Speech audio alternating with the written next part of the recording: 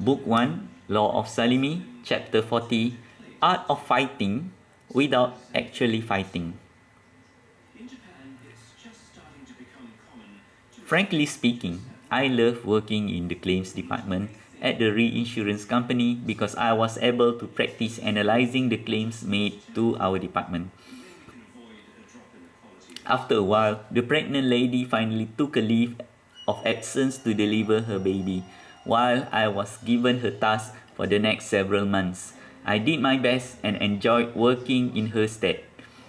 Best of all, I was able to practice my English because most communication in the company and to our clients were done in English language. While doing the work using manual procedure and filling up forms, I began to realize that I could develop a better way to improve my work, much faster than compared to having to write everything by hand. Soon, I developed a format using Excel software where I wrote down numerous simple Excel codes which automate the process of filling up forms. Essentially, my format enables an employee to enter very few information where everything else will be computed and filled by the program automatically, which means that there will be no error in calculation that had to be otherwise done using calculator. The best part of my program was the fact that my program would require about 5 to 10 minutes to be completed, whereas the current procedure used in the company would take around 2 to 3 hours to be done manually. It was a great achievement of productivity if the company decided to try out my program. After my program was tested several times, I showed it to my supervising employee who was around 50 years old or older. Alas, she was not familiar on how to use Excel software, where she decided that my program should be rejected without even showing it to the other head of department or other senior employees. Nonetheless, considering that she was my supervisor, I accepted her decision, but I began to realize that the environment was not very conducive for creative thinking. As time goes by, I join every activity in the company in order to gain the attention of the decision makers in the company to offer me a full contract of employment. I strive towards showing my abilities in anything and any task given to me. When someone from a different department came and invited me to play futsal, I agreed to join even though I had never in my life stepped into a futsal facilities. So when the time comes, I attended the activity which was mostly after office hour. The last time that I had actually played any sport was during my diploma studies. Obviously, my deteriorating fitness level was evident as soon as I entered the futsal field and tried to run from one goalpost to the other. I had run out of stamina but never admitted to anyone. When they started playing, I chose to be the goalkeeper, which would utilize the least amount of stamina and energy. I was rather bad playing a goalkeeper considering my height disadvantage at 159 cm. As time goes, I attended every practice of futsal once a week, which started to build up my stamina, and I began to improve my skills as a goalkeeper. In addition, I also joined another futsal group from my brother's company. Soon, my fitness level began to reach my previous level when I was very active playing basketball and cycling at the age of 16 years old. My style of playing futsal reflects my basketball training, which uses rapid bursts and explosion of energy. When I play with my brother's futsal group, I prefer to play on defensive role, which would run the opponents who would run to the opponent's goalpost whenever our side were attacking. It utilized rapid bursts of explosive energy to run for attacking as well as running back to defend our side, which resembles the play style of basketball tactics. While I loved this style, most of the other players hated it. Nonetheless, for the reinsurance company, I was selected to be the company's goalkeeper for tournaments that they participated. The picture below showed my jersey that I wore for the reinsurance company with the number 0, which I intentionally chose for philosophical reason. I had a great time playing futsal and other sports that was part of the company activity. As a result, other employees began to realize that I was very flexible to participate in almost all activity that was held by the company. It began to spread my existence throughout the grapevine of the employees, including the heads of departments. This is the picture of me wearing the jersey. So,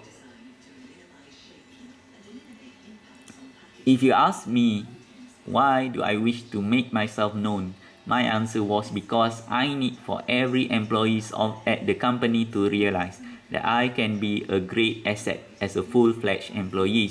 Hence, I strive to perform in both work productivity as well as the social interactions with the other employees.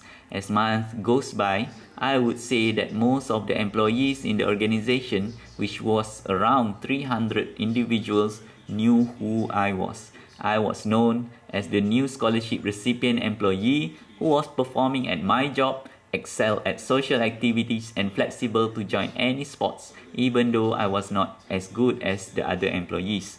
Basically, when a person asked me to join the company's activities, I would never say no or try to avoid from joining. As a result, most employees really liked my attitude, while several heads of departments were very interested to grab and transfer me to work within their own department. As an employee, this tactic should be applicable to anyone in virtually any working environment. If you wish to give it a try, I would seriously recommend it. By being flexible and joining every activities, I had made myself as a very desirable employee at the company.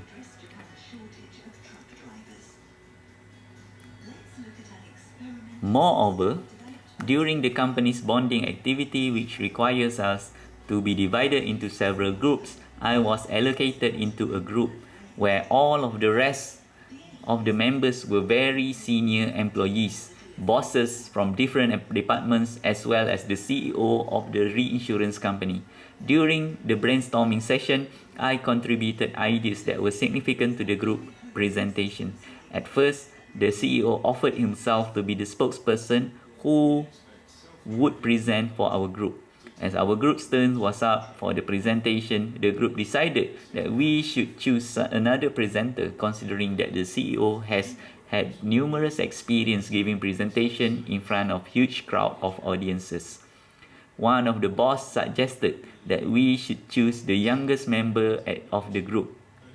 At that point, I realized that the group was intentionally trying to set me up to do the presentation without any preparation whatsoever. Even though I was ambushed to be the group representative, I would never give up, and I was determined to present our ideas spontaneously. With both of my level 2 abilities activated, I presented our group's idea while being focused. What was intended to be a joke to make me give up had ended to be a huge hit, where my ability to present without any preparation had surprised everyone of the audience. Or as the questions and answer session comes up, I answered every question with the help of several of our members who did not expect me to perform as I did. I remembered that some of the questions became more and more complex as they came from high-level employees and bosses. So in an attempt to stop the barrage of questions, I began to conjure absolute focus and listen to the questions that was being asked. Halfway hearing the questions, I raised my hand and asked him to stop. I told him I knew exactly what he wished to ask, and so I explained the complete question even before he managed to finish his question. This was something that I had managed to achieve once when I was 17 years old at the MWS program during my first semester. I managed to figure out the question before it was being completed and provided the accurate answer to the bored genius lecturer as explored in earlier chapter. My action in the reinsurance company was replicating the event that occurred at UiTM campus Mangatal. It was not expected that I was able to answer his unfinished question correctly. It was an astounding ability which made me rather popular at the company, including being observed by the CEO and bosses at the reinsurance company.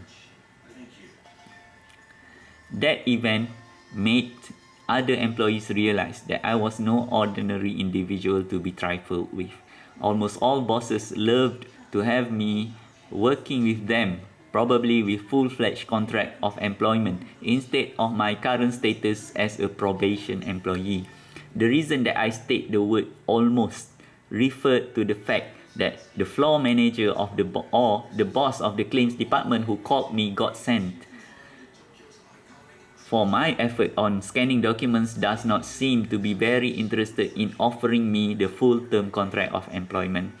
As my duration of work began to reach 1 year, she would be required to either offer me a full employment or extend my probation period to another year.